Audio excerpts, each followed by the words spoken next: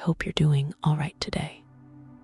And if you enjoy listening to pieces of my heart, you can gently like this video and subscribe, because it helps me feel less alone while I talk to you. Let me take you back to the day my whole life started to shift. The day I met the man who changed everything. I was 19, poor, tired, and carrying burdens that felt heavier than my own body. That morning, before the sun came up, I stepped out of our cold little house with Mama coughing in the next room, and the fear of missing rent sitting deep in my stomach. I walked to the bus stop wearing shoes that had more scratches than shine, hoping I could find work somewhere in town. When I reached the stop, a woman slept on the bench, and a man in a clean suit stood under the lamppost, someone from a world far from mine. I felt his eyes on me, not in a threatening way, but like he was quietly trying to understand something about me. I stayed behind my usual calm mask, the one I used to avoid trouble, until the bus arrived, and I reached into my bag, only to realize I had forgotten my fare. Shame hit me in the chest as everyone stared.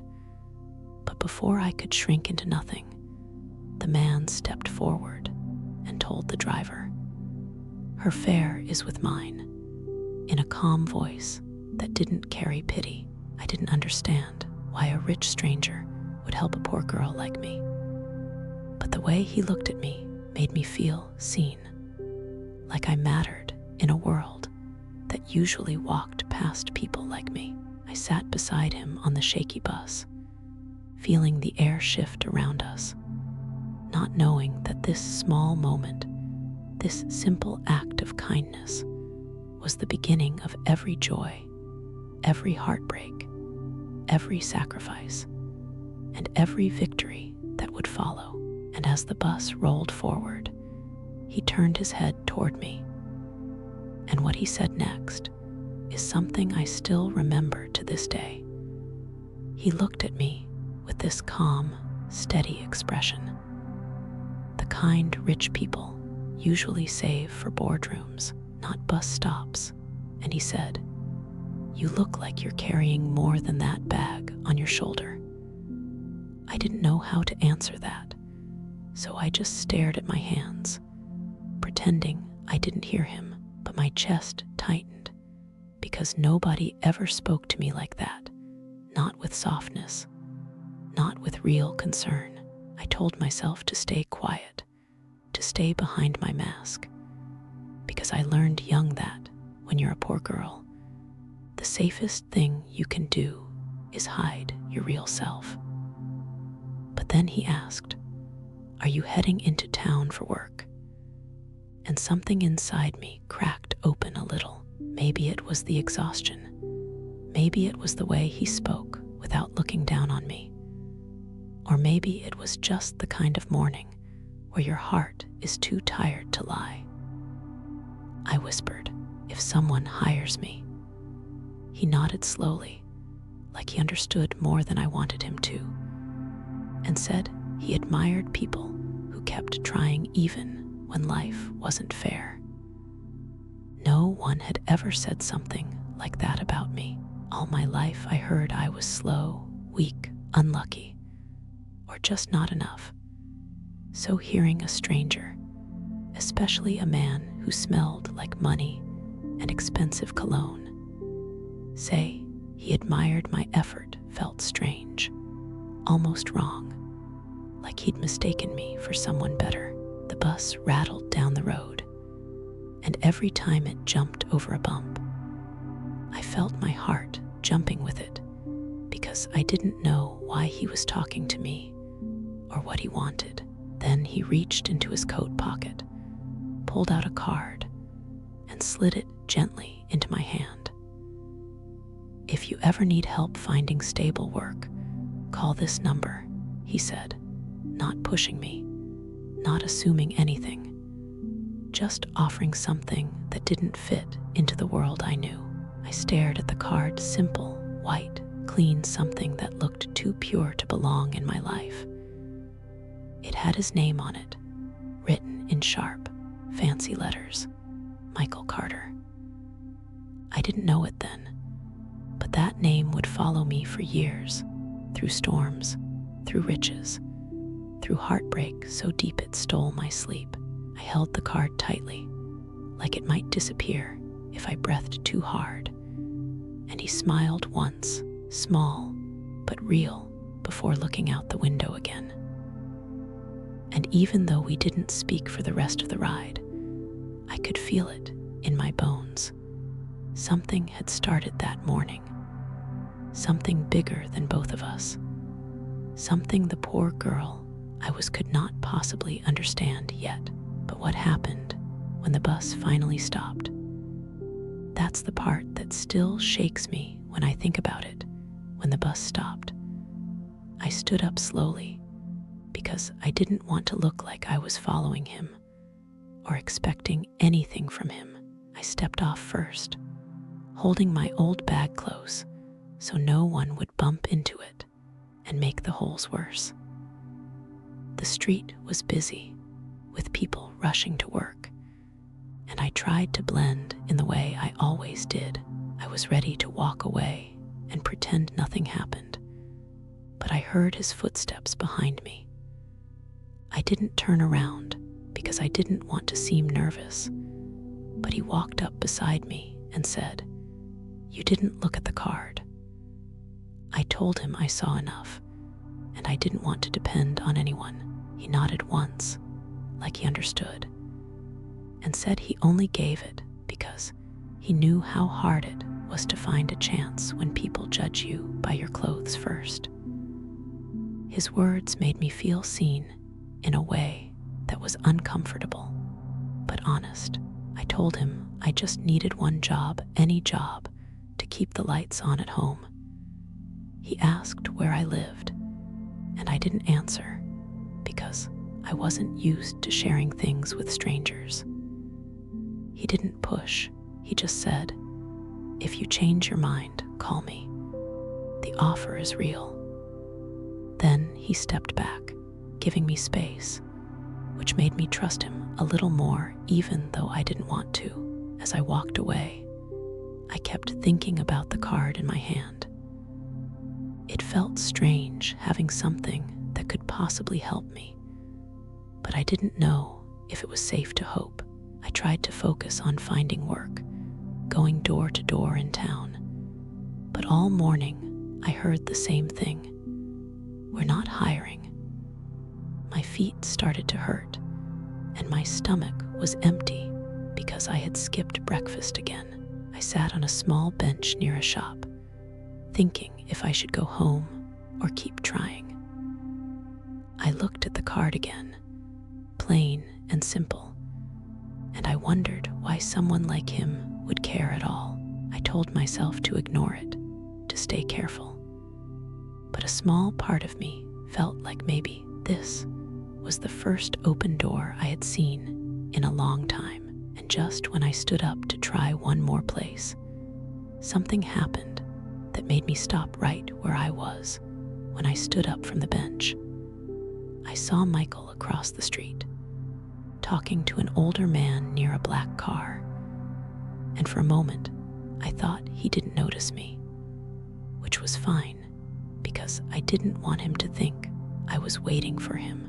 But then the older man pointed in my direction, and Michael turned his head and looked straight at me, not with surprise, but like he had expected to see me there. I didn't move. I didn't wave. I just held my bag tighter because I wasn't sure if I should walk away or stay still. He crossed the street slowly, stopping a few steps in front of me, and said, "I didn't mean to make you uncomfortable earlier."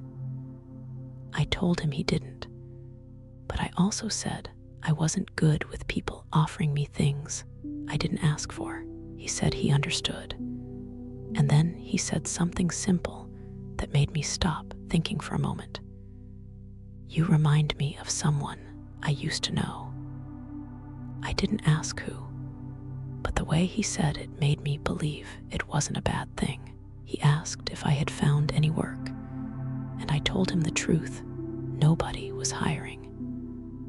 He looked at the small shop behind me and asked if I had tried there. I said no, because they usually hired girls who looked cleaner and more put together. He didn't argue.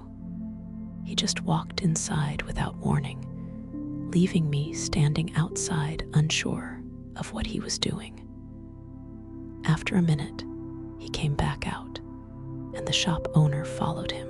The owner looked at me with a straight face and said, "Come inside, let's talk." I didn't know what to say, and I wasn't sure if this was something good or something I would regret later. But I followed him anyway because I needed work more than anything. And when I stepped inside that shop, the first thing the owner told me changed the whole direction of my day. The shop owner led me to a small counter and asked me if I had any experience working in a store. And I told him I didn't, but I could learn fast, and I needed the job badly. He didn't smile or frown. He just watched me the way people do when they're trying to decide if you're worth their time. He asked if I could clean shelves, organize items, and handle customers without causing trouble. I said yes to everything because I had done harder things at home for years. He nodded once, then looked toward the door where Michael stood quietly, almost like he didn't want to interfere, but also didn't want to leave. The owner asked, "You know him well?" And I said, "No, not at all." The owner looked surprised, but didn't ask anything else. He said he could give me a short trial for the day, just to see if I could handle simple tasks. My heart felt heavy, not in an emotional way, but in a practical way, because a trial meant no real pay unless he kept me on. Still, I agreed because it was more than what I had when I woke up that morning. He pointed to a stack of boxes and told me to start sorting them by size and label. I began immediately, keeping my head down and working as neatly as I could. Every few minutes, I felt like someone was watching me. And when I finally glanced toward the door again, Michael was still there, hands in his pockets, observing quietly. I didn't know if he was making sure I was okay or if he was waiting for something else, but it made me work even harder. After almost an hour, the owner walked over, looked at the sorted boxes, and said, "This is better than most workers do on their first day." I didn't know what to say, so I just nodded. He told me to take a short break and come back in 10 minutes. When I stepped outside to breathe, Michael was still there, and the first thing he said made me stop right in front of him.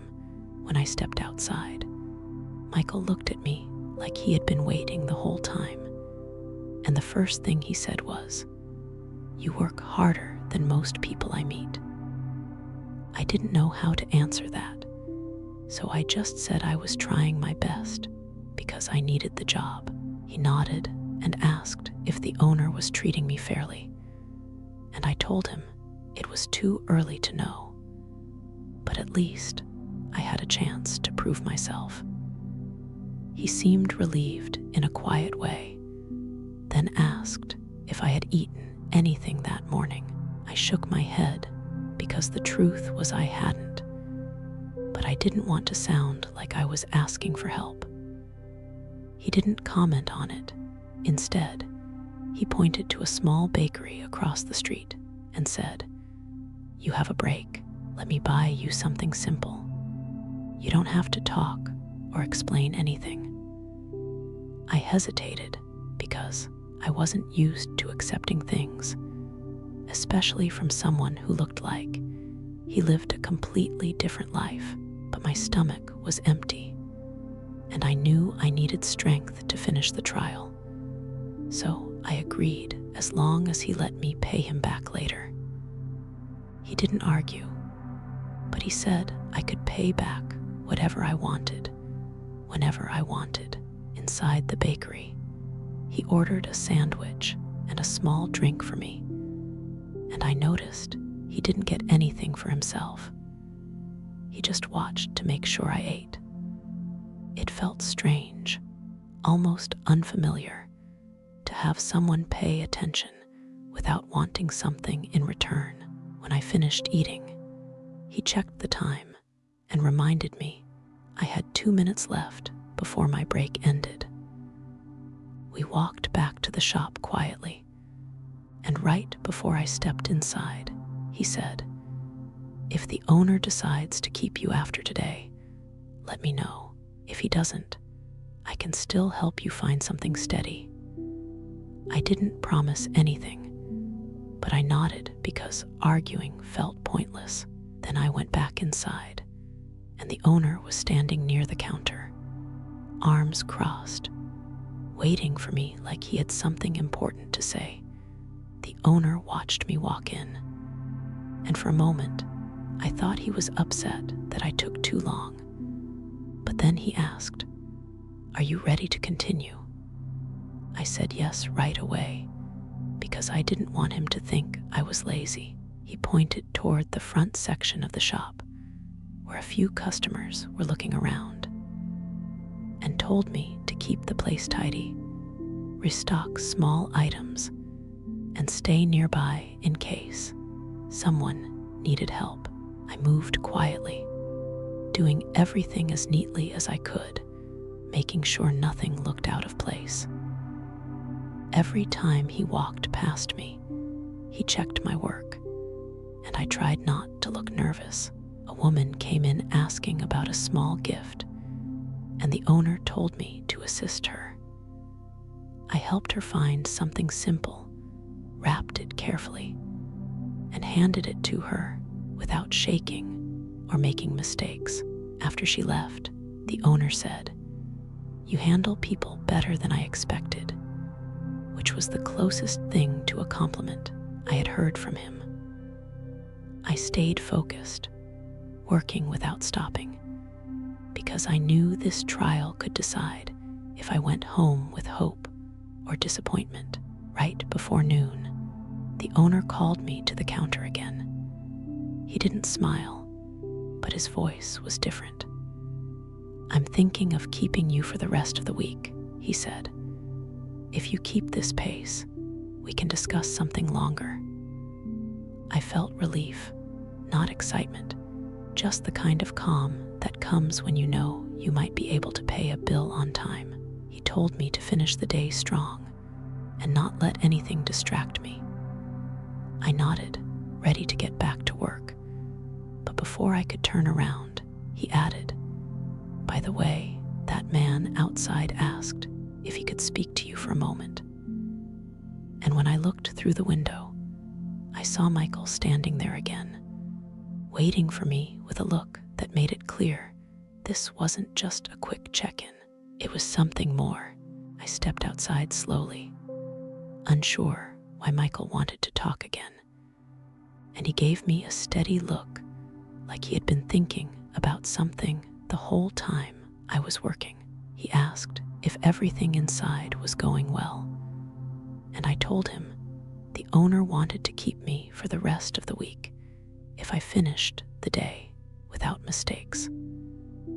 Michael nodded like he expected that outcome, then said he had a question for me. He asked if I had plans after work, and I shook my head because I usually just went home to help Mama and rest. He said he wasn't trying to bother me, but he wanted to show me something that might help me later. I didn't answer right away because I didn't understand why someone like him would spend so much time trying to help a girl he just met. He didn't push. He just said I could think about it and give him an answer when my shift ended. I told him I would decide later, and he said that was fine, then stepped back so I could return inside. For the rest of the afternoon, I kept thinking about what he meant by something that might help me later, and it made it hard to focus. Even though I tried, the owner kept giving me small tasks, and I tried doing each one correctly so he wouldn't change his mind about the job. When the day finally came to an end, the owner handed me a small envelope and said it was payment for the trial. Even though it wasn't much, I thanked him and walked outside, feeling tired but relieved. Michael was still there, leaning against the wall as if he knew I'd come out at that exact moment. He stood up straight when he saw me and said, "So, have you decided?" And the way he asked made it clear that my answer would lead to something I wasn't ready for yet. I told him I wasn't sure yet, and he didn't look upset or surprised. He just waited quietly like he had all the time in the world. I asked him what he wanted to show me, and he said it wasn't anything strange or dangerous, just something that could give me a clearer path if I ever got tired of unstable work. I asked if it was a job, and he said not exactly, but it could help me reach better jobs later. His answer didn't clear anything up, but he spoke in a calm way that made it hard to think he had bad intentions. He asked if I trusted myself enough to take one small step forward, even if I didn't trust him yet. I didn't know how to respond to that, because nobody had ever asked me something like it. I looked down at the envelope in my hand, thinking about Mama at home, thinking about the bills we were behind on, and thinking about how nothing ever changed for us unless someone else made a decision first. So I told him I would go, but only for a short time. He nodded once and started walking toward his car parked near the corner, not rushing and not looking back to force me to follow.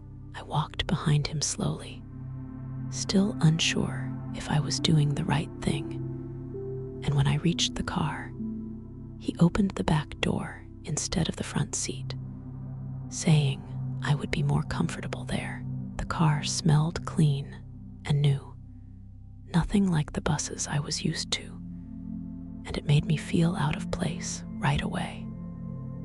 He got into the front seat and told me he was taking me somewhere close, just a few minutes away, and I could tell him to turn back anytime if I felt uneasy.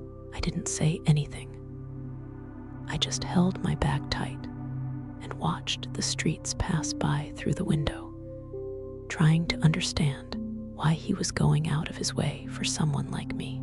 After a short drive, he pulled up to a building that didn't look fancy, but didn't look cheap either. He turned off the engine and said, "This is where everything started for me." And before I could ask what he meant, he stepped out of the car, leaving me with a choice.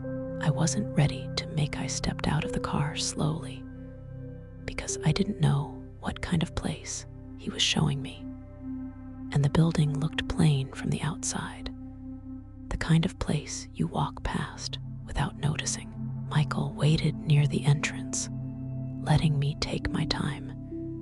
And when I reached him, he opened the door and told me this was the first place that gave him a chance when he had nothing. Inside, the room was simple, with a few desks, old chairs, and shelves filled with papers. It didn't look important, yet Michael walked through it like it meant something personal to him. He told me he used to clean floors here when he was younger, and someone inside helped him learn basic skills that later opened more doors for him. I didn't know why he was telling me this until he pointed toward a small office where a woman sat sorting files. He said she trained people for free, helping them get steady jobs if they were willing to learn. I didn't move at first because I wasn't sure if this was something meant for me. But Michael said I didn't have to decide today. He only wanted me to know that I wasn't stuck in the kind of life I came from.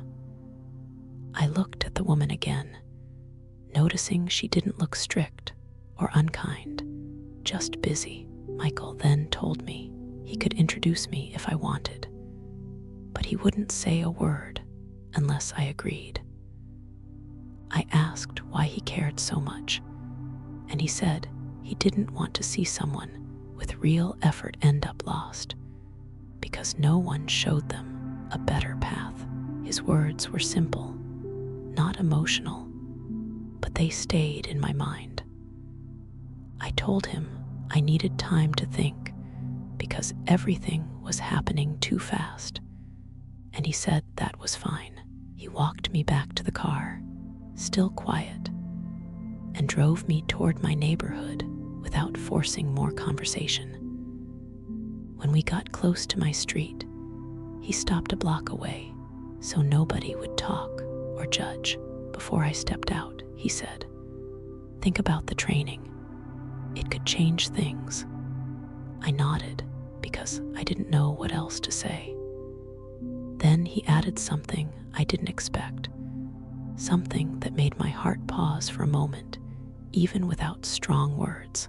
"If you don't show up tomorrow, I'll understand. But if you do, everything will start moving in a new direction." And the way he said it made me realize that tomorrow was going to bring a choice I couldn't avoid.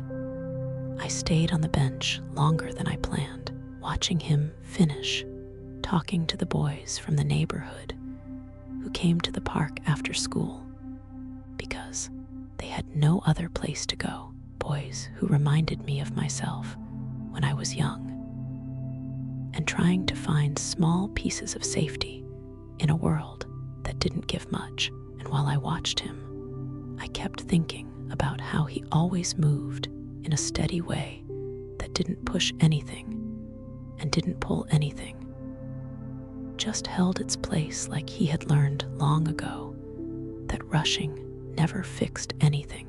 And I found myself wondering again why he kept walking into my days at the exact moments when my thoughts got too loud. But I didn't ask because I didn't know how to ask without sounding unsure, so I just watched him a little longer, waiting for him to finish. And when he finally looked back at me, it was with the same calm look he always had, the one that didn't show any excitement or surprise or strong feeling, just a simple interest, like he wanted to understand what had brought me out here today. And as he walked toward me, I could feel that something small had shifted between us, not in a big way, but in a way that made me pay attention. And when he sat next to me, he didn't start with a long story or a big question. He just asked if I was all right, and even though it was a simple question, it landed in a place inside me that had been quiet for years. Because most people in my life back then didn't ask if I was all right unless they needed something from me. But he didn't look like he needed anything. He just waited in a calm and steady way. And I answered in a short voice that I was fine, even though I wasn't sure if that was true. And he didn't challenge me or dig deeper. He just nodded and looked straight ahead, like he understood that some answers take time. And the quiet moment between us didn't feel heavy or uncomfortable. It just stayed there in a simple way, giving me room to breathe without needing to explain myself. And while we sat there, I kept thinking about the distance between where I came from and where people like him came from. Because even though he didn't dress rich or act rich, I could tell he had known a kind of stability I had only seen from far away. And yet, he didn't treat me like someone less or someone out of place. He just treated me like a person sitting on a bench trying to understand her life. And before I could think of anything else, he asked if I wanted to take a slow walk around the park, because he said it might help clear my thoughts. And even though I usually kept my distance from people I didn't fully understand, something about his steady presence made me stand up without thinking twice. And as we started walking side by side, I realized this small decision might be the first real turn in a day that was already shifting. And I had no idea that the next thing he chose to share with me would open a door I didn't know existed. As we walked through the park, I tried to keep my steps steady and my eyes on the path, but I could feel Michael's quiet presence beside me. And even though we didn't speak much at first, I could tell he was thinking about something he wanted to share, something practical, because he always acted in a way that made sense without needing extra explanation. And after a few minutes, he asked if I had plans for the next day, and I told him the truth, that I would be looking for work again and helping Mama at home if I didn't find anything. And he nodded and said that was reasonable. Then he paused for a moment before suggesting that there was a place I could visit that would help me gain steady work if I was willing to try. And I stayed silent because I wasn't used to offers like this, and I wasn't sure if it was safe to accept. But he didn't push me. He only said that I could think about it and decide later, and that it would not change anything if I chose not to go, which made it easier to consider. And as we continued walking, he mentioned small steps that people could take to improve their situations, things he had learned when he was starting out. And I listened quietly, not responding much, because I knew that understanding this information didn't mean I had to act immediately, but it did make me aware that there were ways to move forward if I wanted. And when we reached a small bench near a pond, he suggested that I rest for a moment while he checked something nearby. And I stayed seated, watching the water reflect light, without thinking about anything except that the day had moved faster than I expected. And when he returned, he had a small envelope in his hand and handed it to me, explaining that it contained information about the place he mentioned earlier, the times it opened, and who to ask for if I decided to go.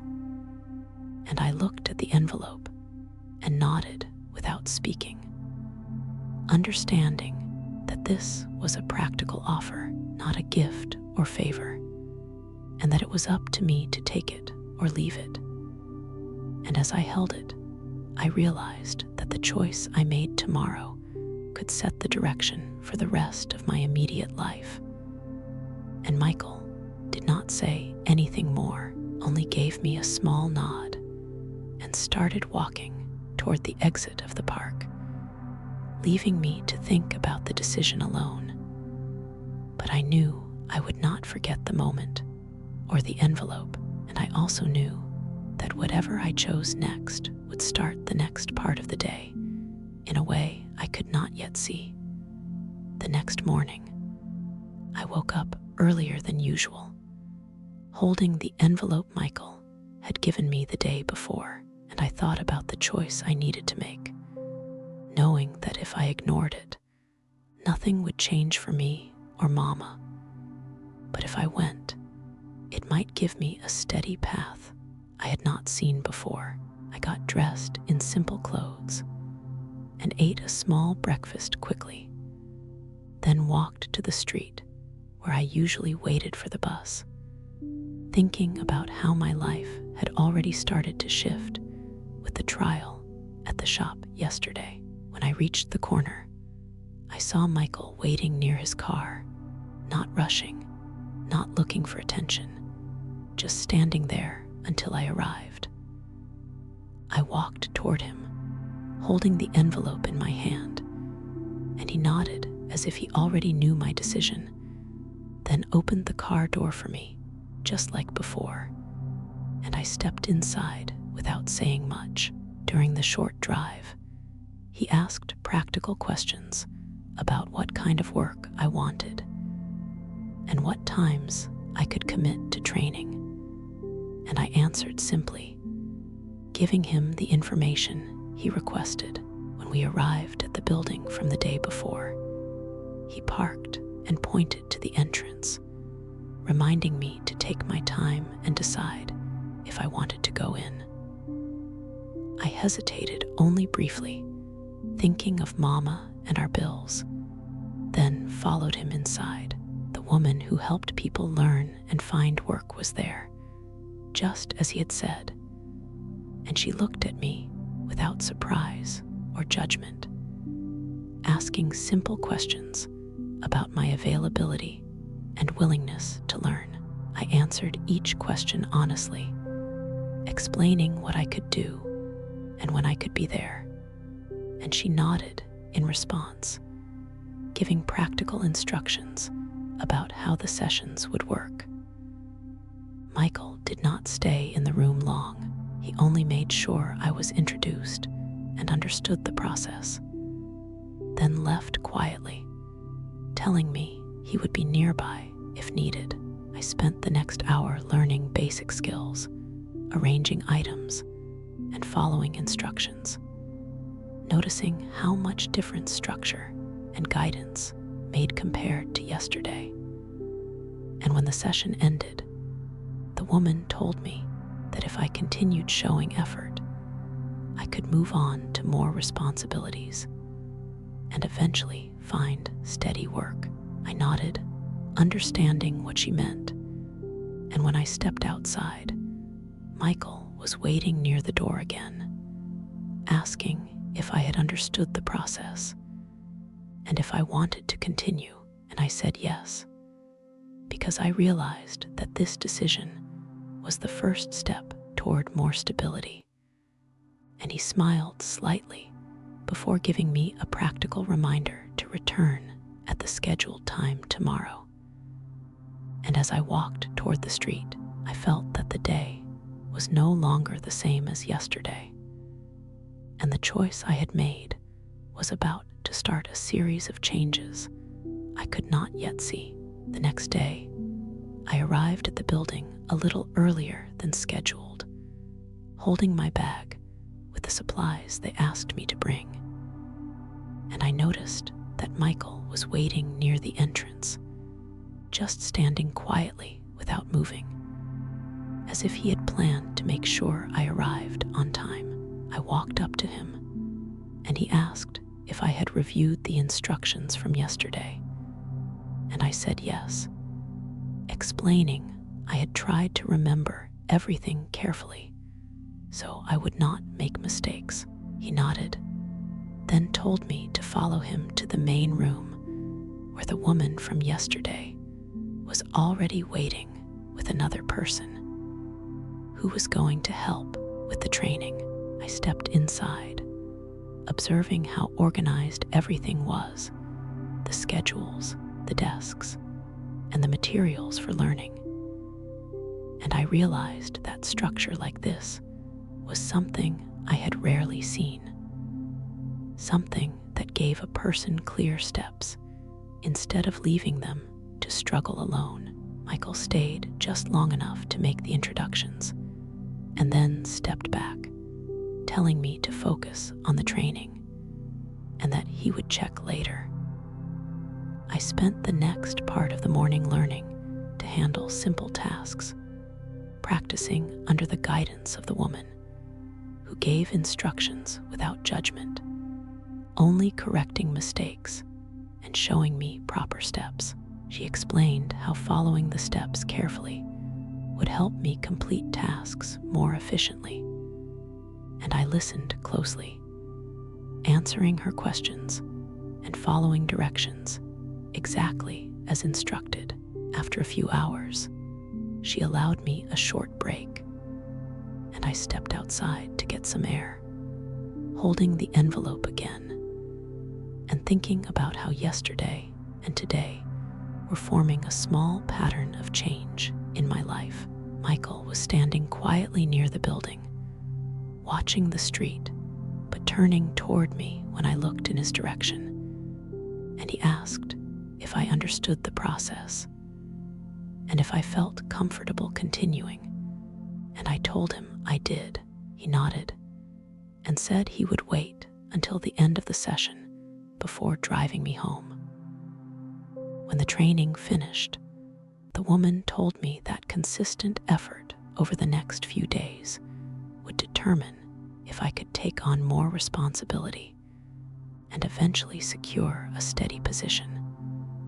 And I nodded again because I understood that this was practical and real, not a favor. Michael walked me to the car, asked if I had questions, and reminded me to be here again the next morning.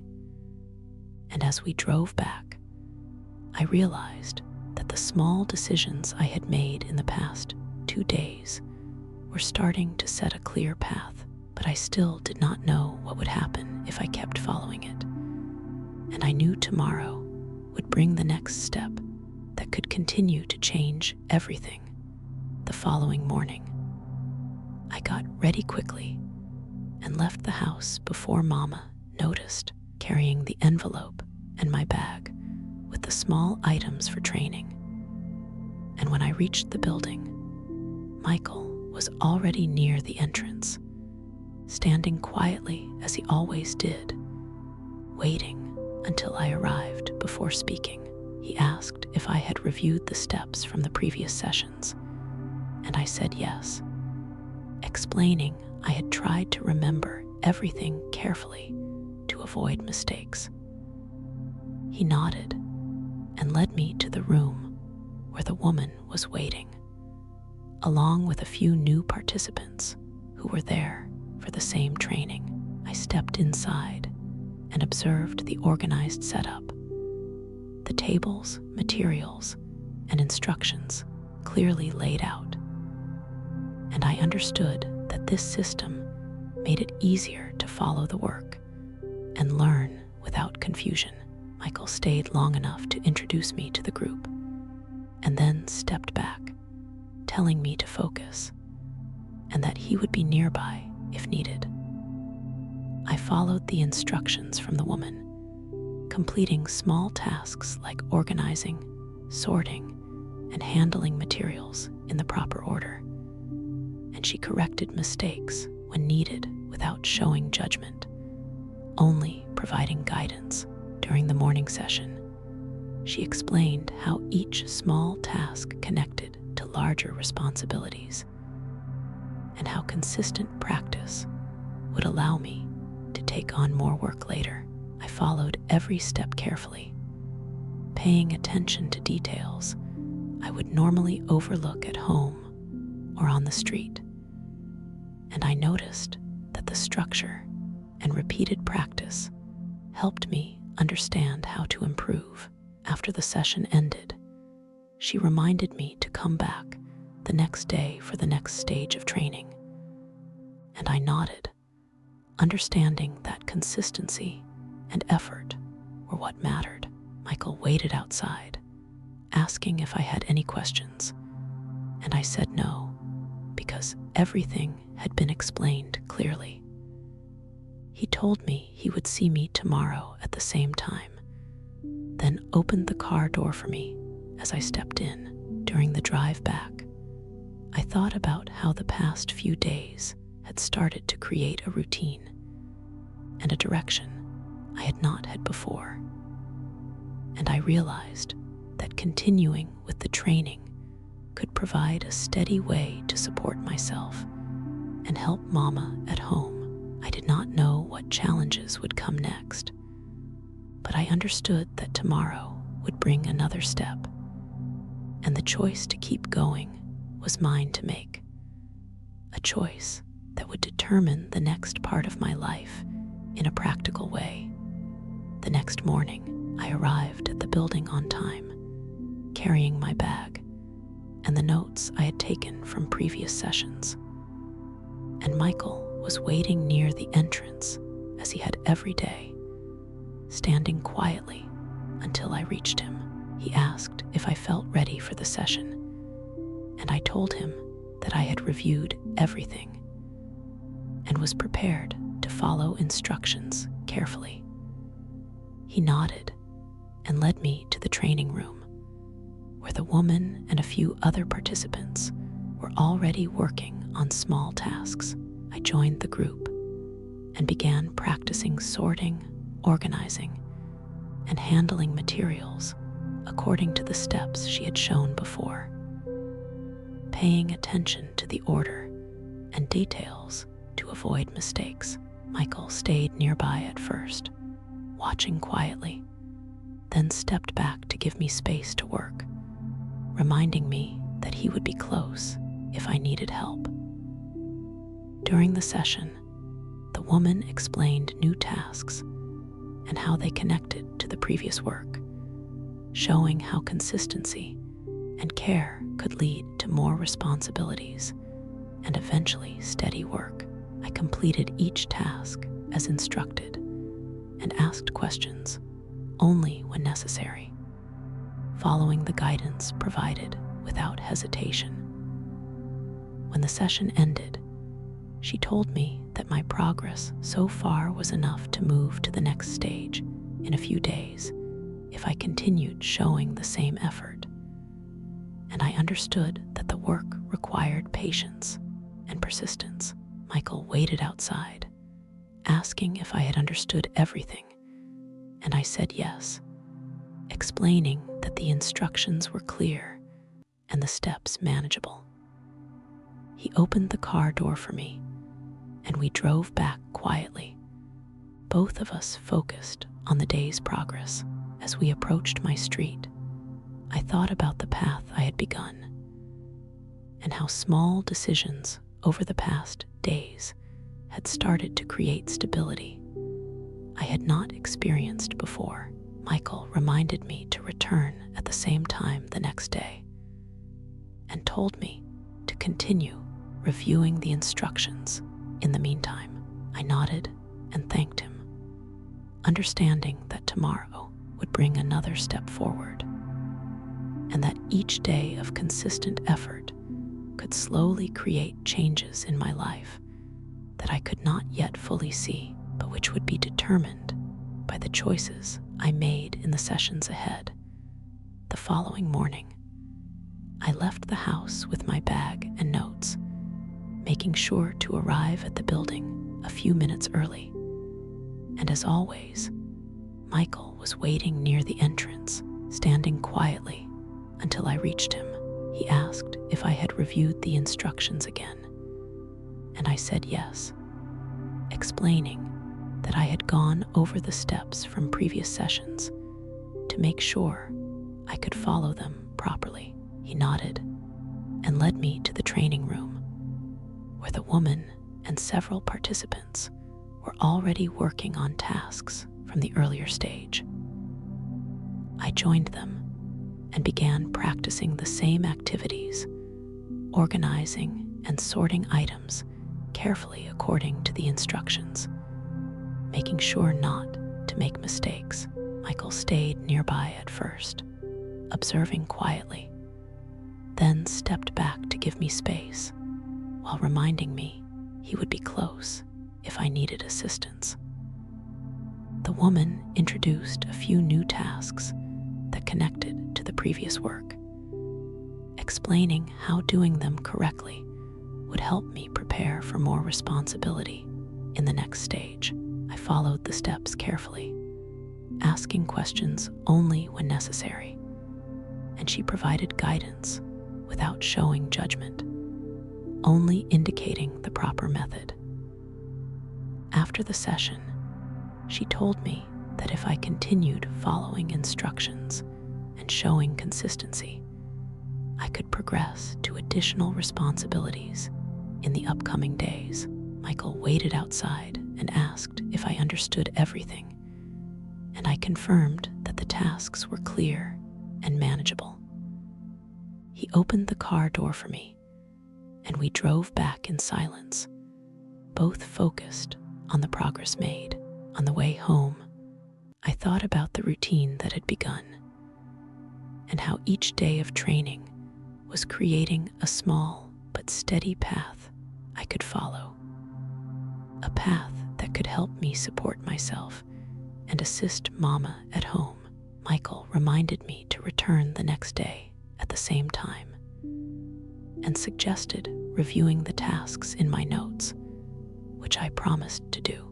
I understood that tomorrow would bring the next stage of learning, and that the decisions I made and the effort I put in would determine whether this path could become more than just a temporary solution, but something steady and lasting that I had not experienced before. The next morning, I left the house early, carrying my bag and notes, and walked toward the building where the training had started, noticing Michael standing at his usual spot near the entrance. He asked if I had reviewed the tasks from the previous sessions, and I confirmed that I had gone over everything carefully.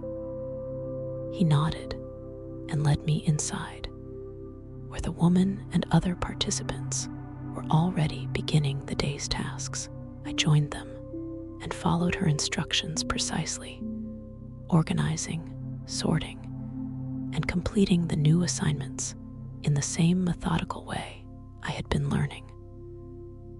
Michael remained nearby at first, then stepped back to give me space, reminding me quietly that he was available if I needed guidance.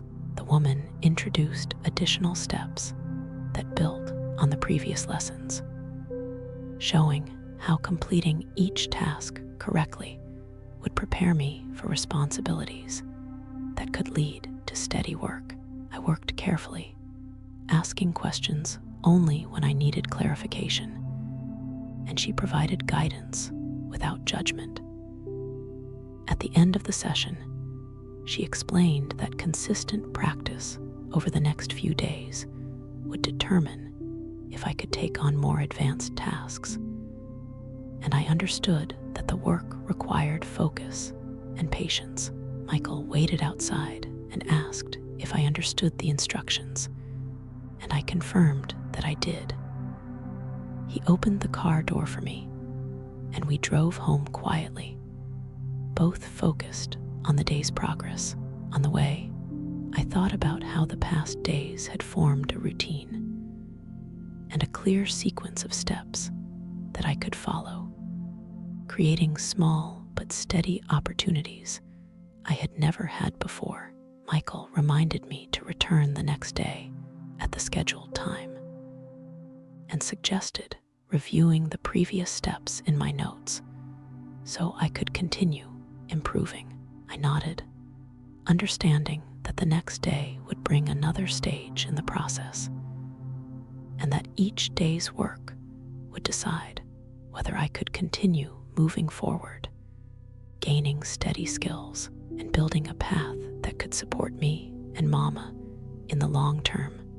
The following morning, I left the house with my bag and notes, arriving at the building a few minutes early as Michael stood in his usual spot near the entrance, watching quietly until I reached him. He asked if I had reviewed the tasks from previous sessions, and I told him I had gone over everything carefully.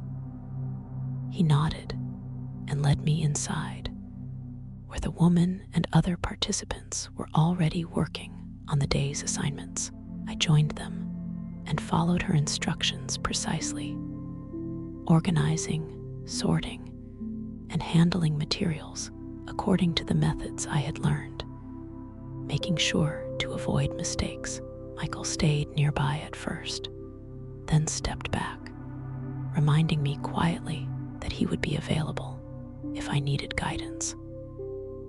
The woman introduced a few new steps that connected to earlier tasks, explaining how consistent performance could lead to more responsibility and steady work.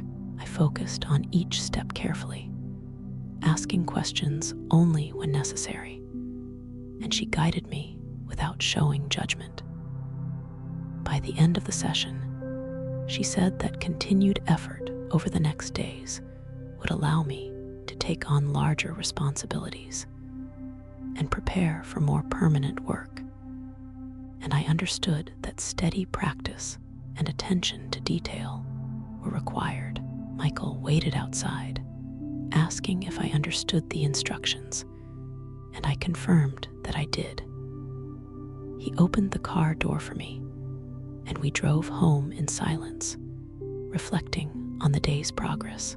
On the way, I thought about how the past days had created a pattern, a clear sequence of steps I could follow to gain stability, and how each choice I had made to come here was starting to matter in a practical way.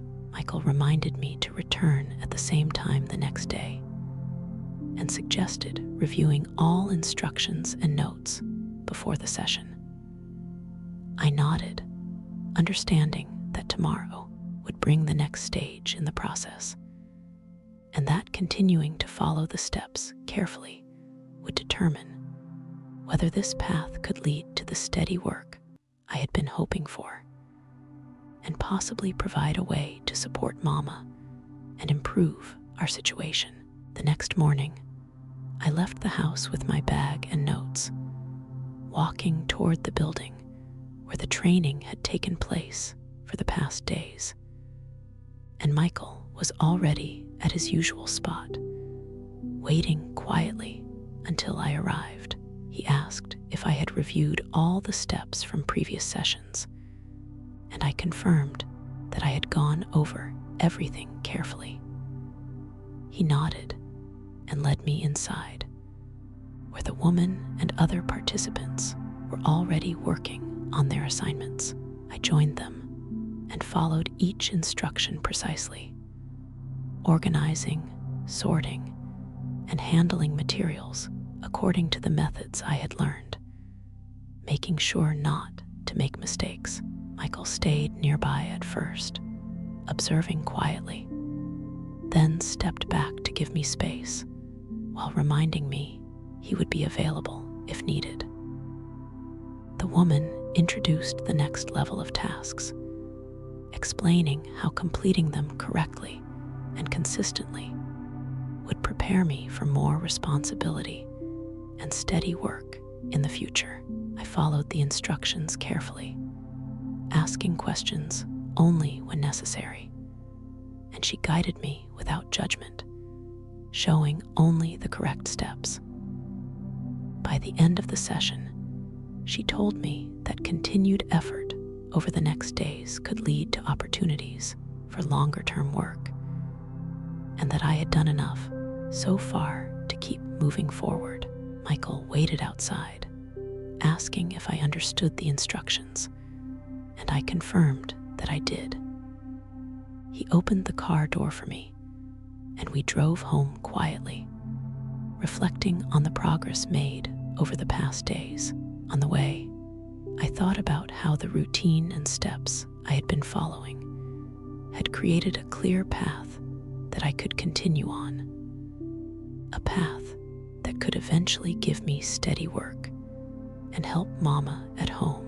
Michael reminded me to return at the same time the next day and to review my notes, emphasizing that each day's effort was important and would determine how far I could go.